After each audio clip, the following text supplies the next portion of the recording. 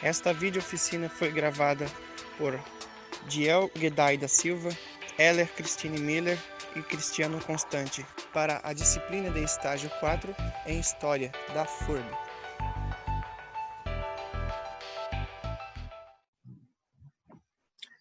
Olá, meu nome é Diel, eu sou graduando em História pela FURB, Universidade de Blumenau, e junto com meus colegas Heller Cristine Miller e Cristiano Constante, meus colegas de curso, a gente preparou esse vídeo na disciplina de História, estágio em História 4, ministrada pela professora Cíntia Regi Rodrigues, e o tema desse vídeo são as narrativas do Museu Hering que envolvem patrimônio histórico e memória. Memória dentro de um recorte de história regional, né? História de Blumenau e região.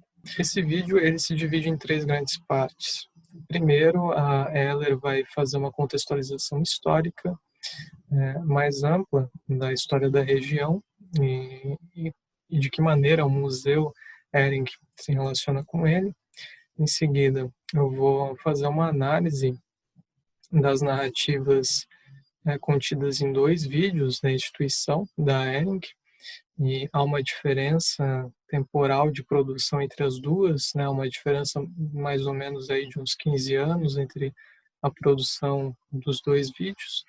E na última parte do vídeo, o Cristiano vai lançar uma proposta de oficina, algumas ideias que vão auxiliar, né, tanto o estudante quanto o professor, ou mesmo um público geral, né, não necessariamente que esteja no ambiente escolar, a fazer um exercício de pensamento histórico, de análise, de interpretação histórica e a perceber elementos do patrimônio e da memória nas narrativas que envolvem o Museu Hering. Então, uma proposta que pode ser muito frutífera na visita ao Museu Hering. Blumenau, enquanto colônia, foi concebida em 1850 pelo Dr. Hermann Bruno Otto Blumenau. Tratava-se de um projeto pessoal dele e planejado. Antes disso, ele já tinha viajado por todos os estados aqui da região sul do país atrás de terras. E acabou gostando dessa região e ficando por aqui. Então ele veio com outros imigrantes, apesar de que aqui já viviam outros imigrantes. E também já viviam povos originários, principalmente os Xoklengs. No início, até 1860, então essa colônia ela permaneceu privada, apesar de que era mantida também com a ajuda do governo imperial. O Dr. Blumenau, ele então realizou vários empréstimos para manter esse negócio. Após isso, ele acabou arrendando, né, as terras para o governo imperial e ficou apenas então como funcionário. Enquanto funcionário, então ele conduziu durante muitos anos os negócios daqui, e os negócios só deram fruto realmente no início do século XX. Antes disso, claro, já existiam estabelecimentos comerciais, industriais aqui. Na década de 1870 tem um registro de 92 indústrias instaladas aqui. Vale ressaltar que quando a gente está falando em Colônia Blumenau, trata-se de todos os municípios que foram desmembrados dessa terra, né, que eram grandes áreas, né? Blumenau, quando o Dr. Blumenau, quando comprou essas terras, compreendiam-se 2 léguas, então é muita terra. E essa região ela só não pode ser considerada que teve bastante progresso no século XIX porque haviam muitos problemas, entre eles as enchentes. Além disso, havia as dificuldades com a questão marítima, né? O rio Itajaí-Açu, em algumas regiões, ele não era bem navegável e existia ainda o problema das estradas. Isso dificultava, então, a questão da economia da região e as linhas de comunicação. Quando o Hermann e Bruno Hering chegaram aqui em 1880, na verdade, o Hermann ele chegou em 1880 e o Bruno chegou menos de 2 anos depois com a cunhada e os sobrinhos. Então ele chegou aqui já com algumas economias, conseguiu se manter durante algum tempo, desenvolveu outras atividades, até juntar dinheiro para começar um negócio próprio. O que aconteceu? A residência ficava ali na 15 de novembro, né, na rua principal. Ele estabeleceu então uma tecelagem, uma pequena tecelagem com apenas um tear e começou a desenvolver ali então a sua linha de produção.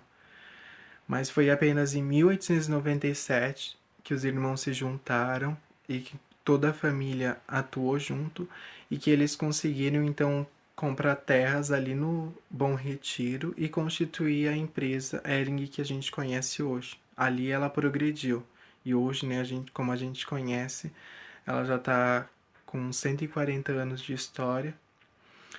E nesse sentido, quando o museu surgiu, o museu, ele, né, vale ressaltar que o museu ele surgiu em 2010, mas era um projeto já do neto, que era o Ingo Hering, que em 1980 ele deixou uma carta datilografada, naquela época ele era o diretor da empresa, deixou uma carta datilografada expressando o seu desejo de que fosse edificado um museu, ele fosse localizado na matriz da empresa, que é o que realmente foi correspondido. Ele se mantém lá a partir da reunião de diversos objetos. Então, vale também dizer que 1980 é o ano do centenário, então tem uma motivação por trás, né? Tem uma justificativa, que era algo importante.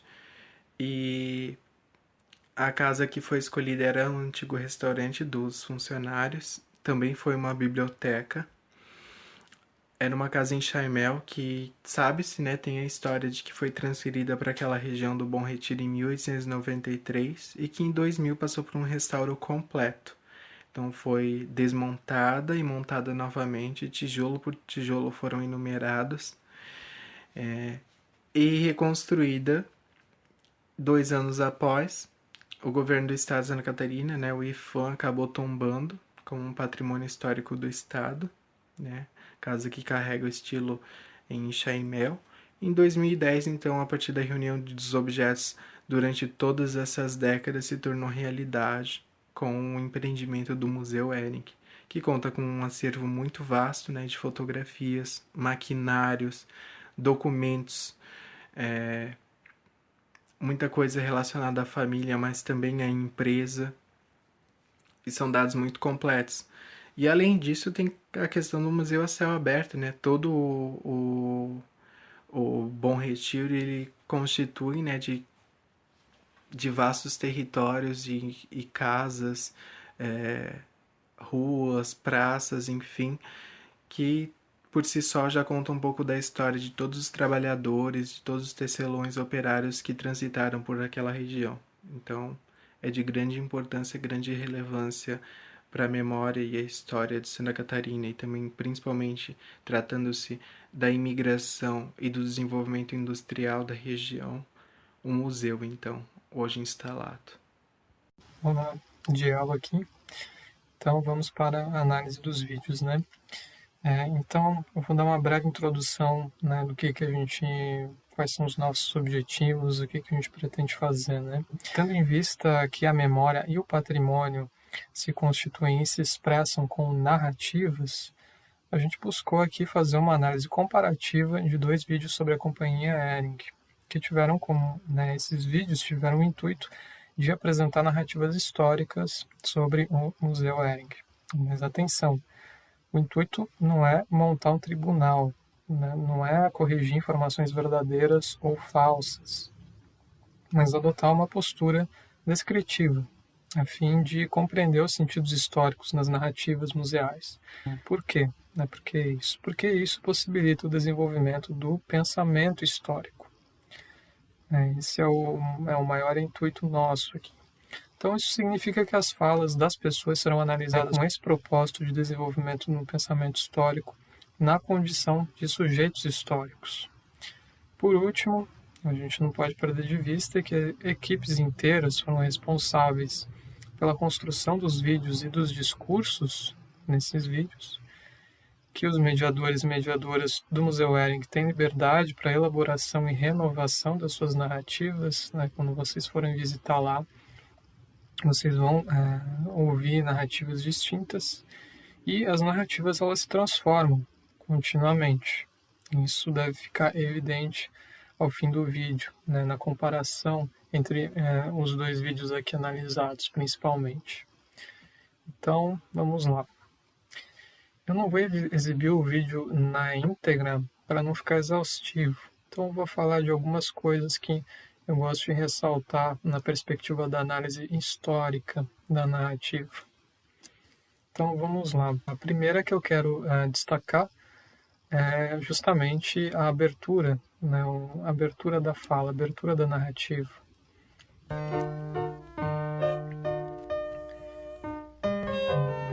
Reparem no que a narradora vai dizer agora.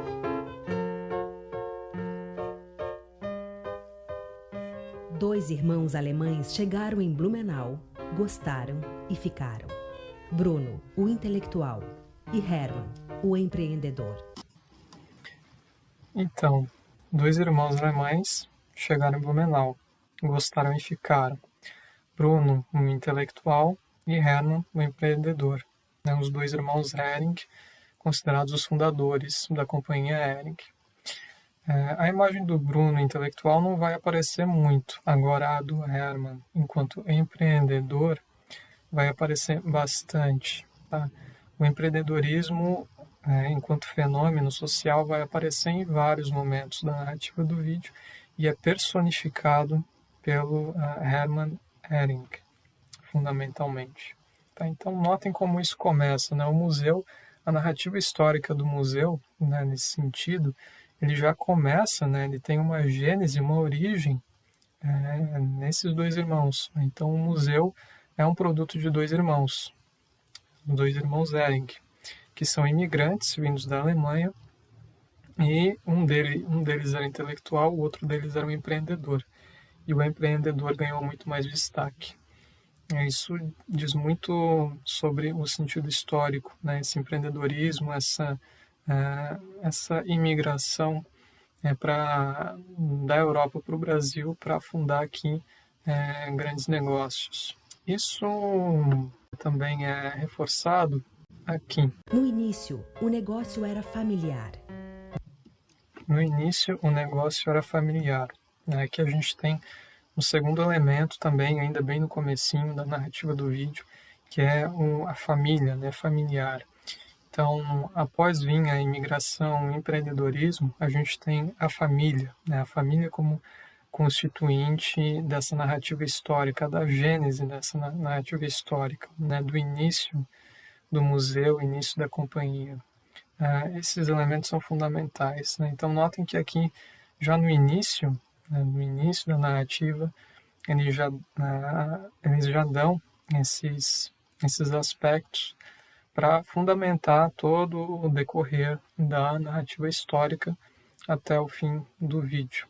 Eu vou fazer um salto aqui para o fim, né, porque o fim também revela muita coisa, porque ali aparece tanto o heroísmo dos irmãos, né, esse heroísmo retorna com a marca enunciativa da terceira pessoa do plural para se referir a outros. Então a gente tem uma divisão entre os irmãos e os outros. Notem aqui. Dois imigrantes alemães que vieram para cá com muita coragem, desbravando essa região aqui no sul do Brasil, assumiram com muita vontade desafios enormes. Eu acho que todas as gerações que construíram a Hering, de todos os seus colaboradores, sempre foram pessoas que abraçaram desafios. Então percebam, né? Os dois imigrantes alemães, aí foi o Fábio Hering, né, presidente da companhia Hering, que falou, né, dois irmãos vieram para cá com muita coragem, então tem aí um heroísmo, né, desbravando essa região aqui no sul do Brasil, e assumiram com muita vontade desafios enormes. A gente tem aí a caracterização de uma narrativa heróica, né? Então tem esse heroísmo, né, por parte desses dois irmãos, né, que vieram até cá. É o imigrante herói, né, o imigrante virtuoso. Ele ainda fala das outras pessoas, né, dos colaboradores, mas esses colaboradores já não têm mais nome, né? São os colaboradores, né? Os colaboradores também abraçaram desafios, né, nas palavras dele, né? Essas outras pessoas. Mas, repito, elas não têm nome, né? Então, conforma-se uma relação de indivíduos e coletivos, expressa por nomes e colaboradores. Por mais que se tente importar certo heroísmo, na mesma medida, os coletivos, né? A gente acaba tendo essa divisão. Agora eu quero destacar um outro elemento, que é a presença supratemporal dos irmãos, indiciada por metáfora. Eu já vou explicar o que eu quero dizer com isso. Mudou muito nesses 130 anos de Hering. Aqui ela está falando que, né, desde a fundação lá pelos irmãos até hoje, né, meados de 2010, quando esse vídeo foi publicado, muita coisa mudou. Mas o sonho dos dois irmãos continua e incentiva as novas gerações a ousar. Este museu também era um sonho. Então, olha aí, apesar de muita coisa ter mudado, né, de lá para cá, a presença desses irmãos, né, do intelectual e do empreendedor, permanece. Então, as coisas mudam, mas o sonho permanece. Olha só, essa metáfora indica uma presença constante dos irmãos na narrativa, a presença dos irmãos para fundar o museu. O museu é um produto dessa presença constante de ambos os irmãos. Mesmo que as coisas mudem, a presença continua, né? Se me perdoem a certa ironia, né, na análise da narrativa histórica, isso diz muito, isso traz muito sentido, porque o museu aparece vinculado nessa presença constante, né, de duas pessoas, de dois fundadores do museu. Isso é importante reter, né? Agora, um outro elemento que eu quero destacar é olhares do patrimônio histórico e das narrativas coletivas. Então, há certos olhares mais abrangentes também no vídeo, né? O assunto da história da industrialização e da moda e de construção de memórias é tocado também, ele também aparece.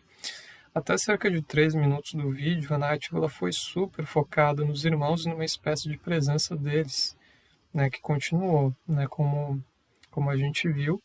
E a única exceção, na verdade, é a Mina Herman, que aparece enquanto esposa do Herman no início do vídeo, né? É reproduzida uma fala dela durante um tempinho. Mas voltando, né, por exemplo, entre os minutos 3:32 e 3:44... Nasce em Blumenau, numa das antigas casas da Companhia Hering, um espaço para resgatar a história da industrialização e da moda. Um museu para construir memórias coletivas e individuais. Então notem aí, nasceu em Blumenau, numa das antigas casas da Companhia Hering, um espaço para resgatar a história da industrialização e da moda.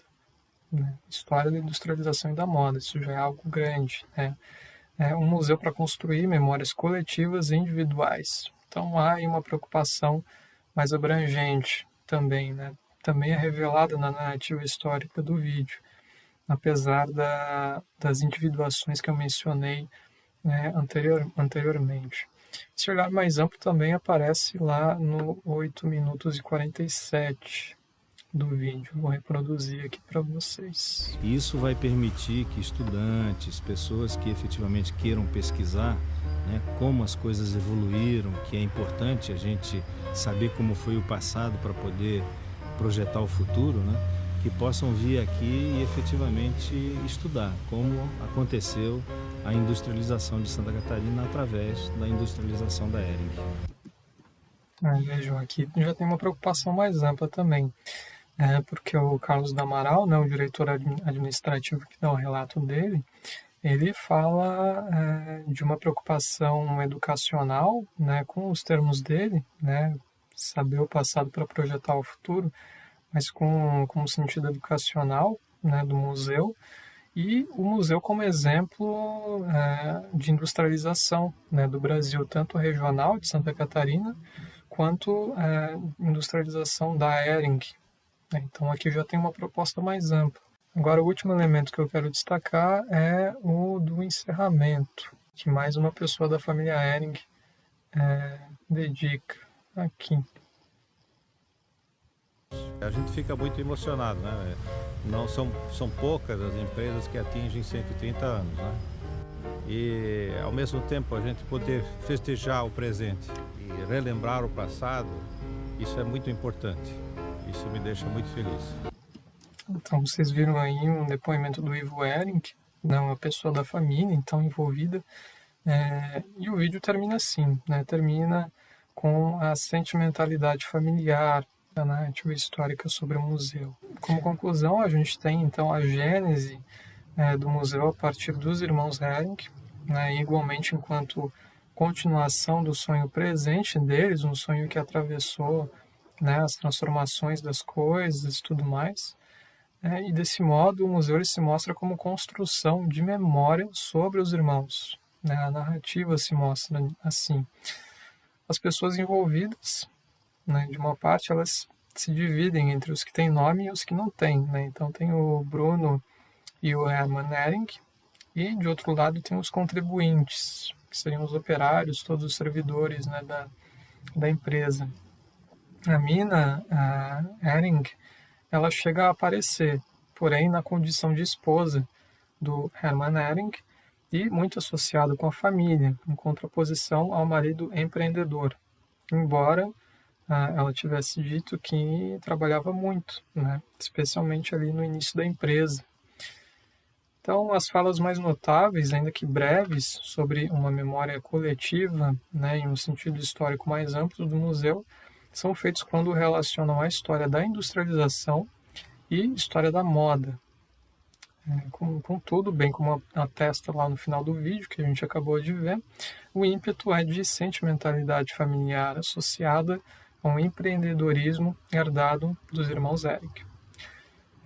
Agora, um ponto muito positivo, né, que se destaca nesse grande enredo são os minutos dedicados à reforma do espaço enquanto patrimônio histórico, para evidenciar os processos constituintes desse patrimônio, especialmente o prédio. Né? Então tem aí uma imagem do prédio quando ele estava sendo reformado para ganhar a forma que tem hoje. Muito bem, agora visto o primeiro vídeo, vamos ao segundo, né, que é o mais recente. Esse vídeo ele é exibido no interior do museu, né, quando, pelo menos até hoje, né, meados de 2020. Quando as pessoas vão visitar o museu, ele é exibido e junto com a mediação, né, junto com os mediadores que também falam a partir dele. Então vamos lá, vamos analisar e fazer a contraposição. Então, igualmente, aqui no início a gente tem alguns elementos bem importantes que vão ser sustentados na narrativa do vídeo até o final. Então, vamos conferir, vamos prestar atenção nessas falas iniciais. Hermann Otto Bruno Blumenau, Doutor Blumenau. Um alemão que teve uma ideia, talvez um sonho. De fato, ele realizou. Em 1850, às margens do rio Itajaí-Açu, nasceu a colônia Blumenau. Então vocês notem aí, né? Diferentemente do vídeo anterior, aqui a narrativa começa com Hermann Blumenau. Né? A gente parou de falar de irmãos fundadores para falar do fundador da cidade. Isso é um problema que a gente não pode abordar aqui, pois é muito complexo, esse do fundador da cidade, né? Uma cidade que tem fundadores. No entanto, ou um fundador, né, especificamente. No entanto, vale notar que a gente continua tomando indivíduos como protagonistas do curso dos eventos. Um imigrante que tem um sonho, né, ou uma ideia, que nem foi mostrado. Antes os irmãos Bruno e Hermann Hering, e agora o Hermann Blumenau.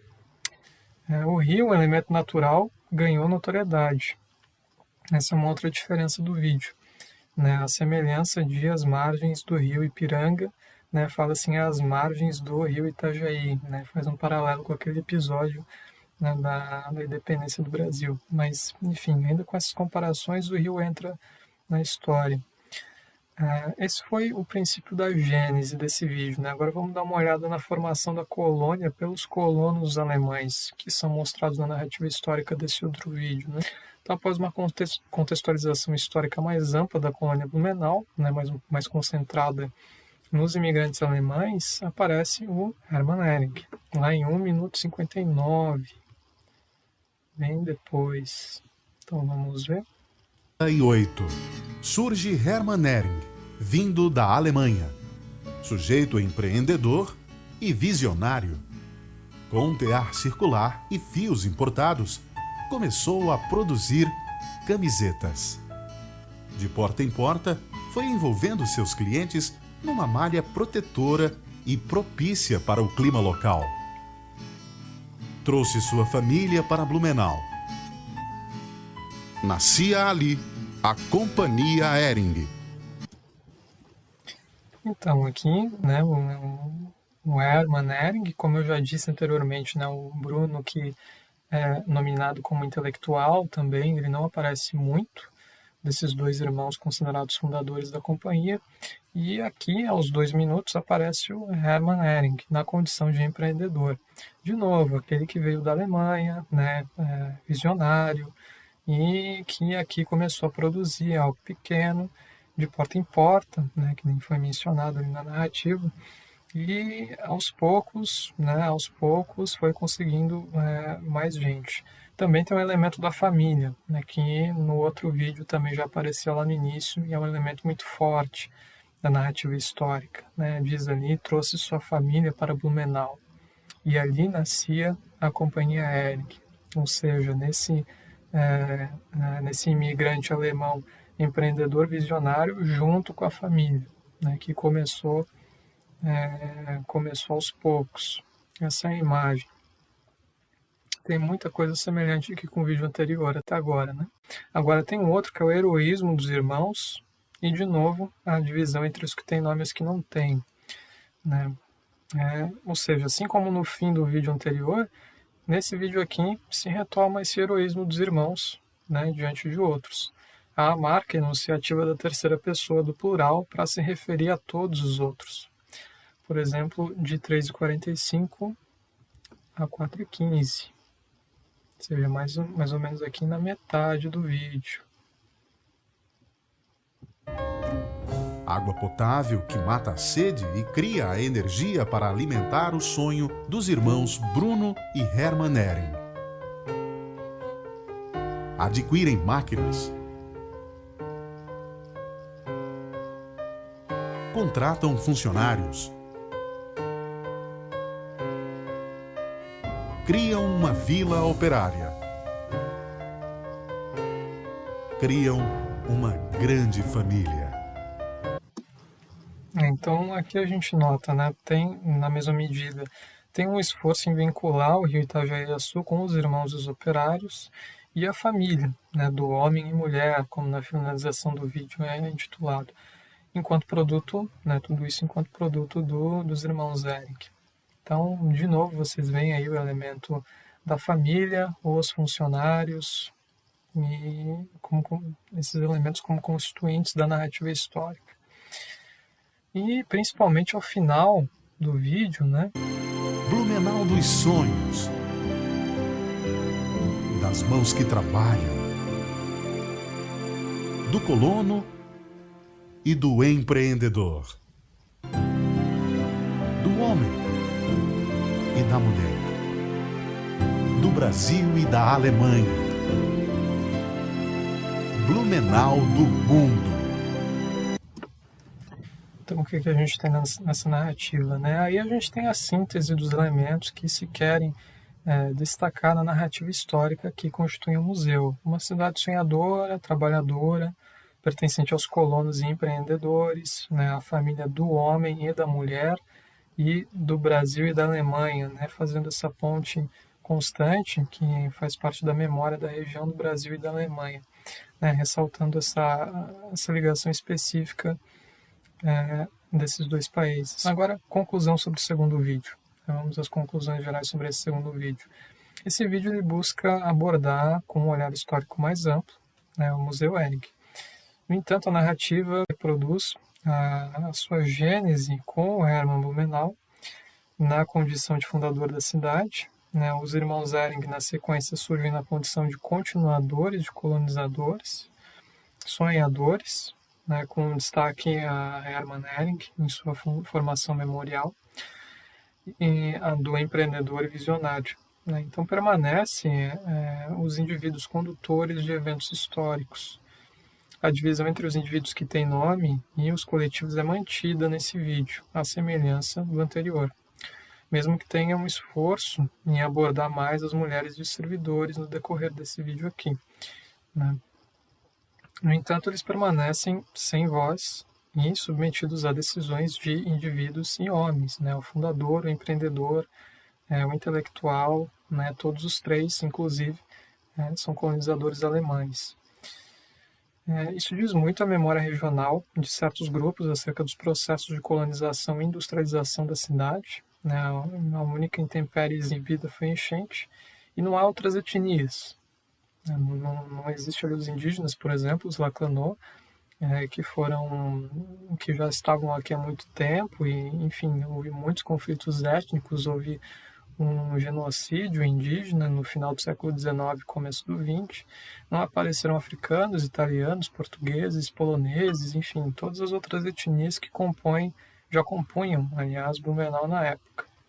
Então, vamos à conclusão geral da análise de ambos os vídeos. Né? Com as dadas análises, tem-se o que poderíamos chamar de princípio axiológico da narrativa, isto é, aquilo que faz dela importante e digna de relato. Sua conformação mnemônica é composta da colonização, do empreendedorismo e da industrialização promovidas em Blumenau por alemães e seus descendentes.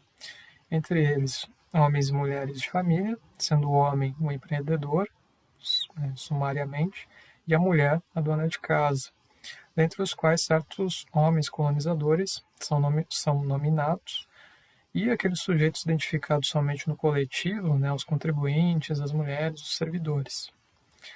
O museu, nesse grande enredo, se torna espaço patrimonial da família Ehring e de memória de uma industrialização protagonizada por indivíduos alemães notáveis.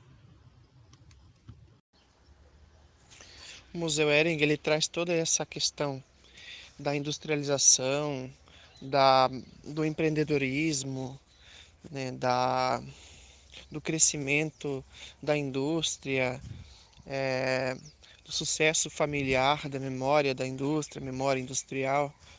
Reforça muito essa memória que a família Ehring quer preservar. São memórias que remetem à companhia, à família, aos trabalhadores. De toda forma, o museu contribui com a memória e a história local, a história regional, a história de Santa Catarina, que ele coloca à disposição do público, dos professores, dos pesquisadores, alunos que quiserem visitar o museu, fazer pesquisa, conhecer um pouco dessa memória que é uma memória familiar, mas também remete à memória da própria cidade. Pode visitar o museu e ali conhecer, né, as peças, os documentos, fotos, inúmeros cartazes, a moda, o pessoal que estuda a história da moda, a história da arquitetura, tem a questão da arquitetura do próprio local, a própria arquitetura em Chaimel, em que é construída, que foi usada para construir o museu, né, o paisagismo que tem ali no local. São coisas que podem ser, que o professor de história pode problematizar com os seus alunos e, né, e pensar essa questão do patrimônio histórico. O que nós o que nós entendemos como patrimônio, o que nós queremos preservar para as gerações futuras, como que nós vamos trabalhar como professores a problemática da consciência histórica do aluno a partir do museu enquanto espaço de memória e um espaço que é considerado também patrimônio. O que essas peças de museu, o que esses itens significam, o que eles podem nos dizer quanto a nossa história, quanto a nossa memória, o que ele pode dizer quando fazemos perguntas, né? Que perguntas eles podem suscitar quando entramos ali naquele espaço que tenta mesclar o antigo e o moderno, aquelas máquinas, aquelas peças, algumas máquinas da década do século XIX, são cerca de um século e meio de memória ali naquele espaço que pode ser problematizado e deve ser questionado enquanto local, né, público, enquanto um patrimônio da nossa cidade. E ao entrar no museu, o visitante já percebe que este não é um museu convencional. O museu, na verdade, ele tem essa intenção, né, de ele ser um museu histórico, né, contando um pouquinho da história da família Hering, como também da companhia Hering, mas também ter toda essa questão da interatividade, né, que chama a atenção do público porque mistura essa questão do novo com o antigo. Então, enquanto você está ali movimentando um tear do final do século XIX, você também acaba tendo toda a interação com as mídias, né, com as telas touch. Então você consegue fazer essa ponte, né, entre o antigo e o novo. Na telona está retratada a preocupação de Hermann e Bruno Hering com o desenvolvimento da fábrica. Ao lado, um tear circular francês fabricado em 1889 com 1.456 agulhas responsáveis pela fabricação dos tecidos. Na parede, fotos mostram a chegada da família à cidade, os primeiros passos da fábrica e a evolução dos equipamentos, bem como a ampliação do número de lojas que hoje chega a 400 em todo o país. No painel, o visitante pode ouvir em inglês, português ou alemão a tradução de cartas da família Hering, mas quem preferir pode simplesmente lê-las. Ao longo de tantos anos, diversas pessoas já trabalharam na fábrica e em outro projetor é possível assistir depoimentos de funcionários e ex-funcionários contando sobre a valorização da empresa com relação a seus empregados. Em outros monitores é possível também conhecer as campanhas publicitárias da empresa e as diversas etapas da cadeia produtiva da moda, desde o desenvolvimento das coleções até elas chegarem nas lojas. Para os mais curiosos, no painel Intimidade é possível acompanhar a transformação das roupas íntimas de crianças e adultos através desses furinhos. E se em meio a tanta história, tecnologia e interatividade o visitante ainda não se der por satisfeito, esse espaço lúdico é para fechar com chave de ouro. Basta a pessoa trazer uma camiseta 100% algodão da cor branca que ela poderá estampar e customizar sua camiseta de forma gratuita. Ficou curioso para conhecer todos esses atrativos e muitos outros que o museu tem? Então não perca tempo e corra para lá. Após as considerações desse vídeo e refletindo sobre a proposta de Circe Bittencourt para a visitação de museus a alunos do ensino fundamental e médio, propomos a seguinte atividade.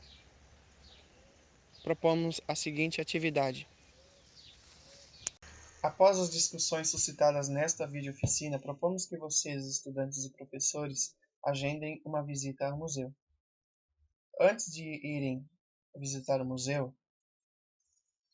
discutam em sala de aula sobre a história da industrialização, da imigração e da moda na região de Blumenau. Depois, no museu, busquem problematizar as narrativas históricas a partir de tudo que lhes chamar a atenção. Algumas perguntas podem servir de gatilho. O que se destaca na paisagem do museu? É a arquitetura?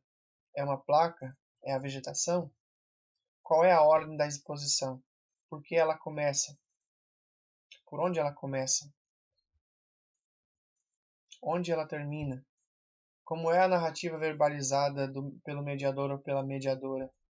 Qual é o tipo de materiais? Que tipo de peças constitui o acervo do museu? Como os outros participantes falam do passado a partir da experiência do museu?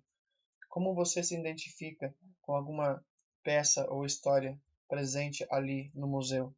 Você se sente contemplado dentre os grupos sociais mencionados? E por fim, discutam sobre a experiência museal em sala de aula e produzam um texto síntese envolvendo os saberes históricos da discussão anterior à visita com a experiência no local.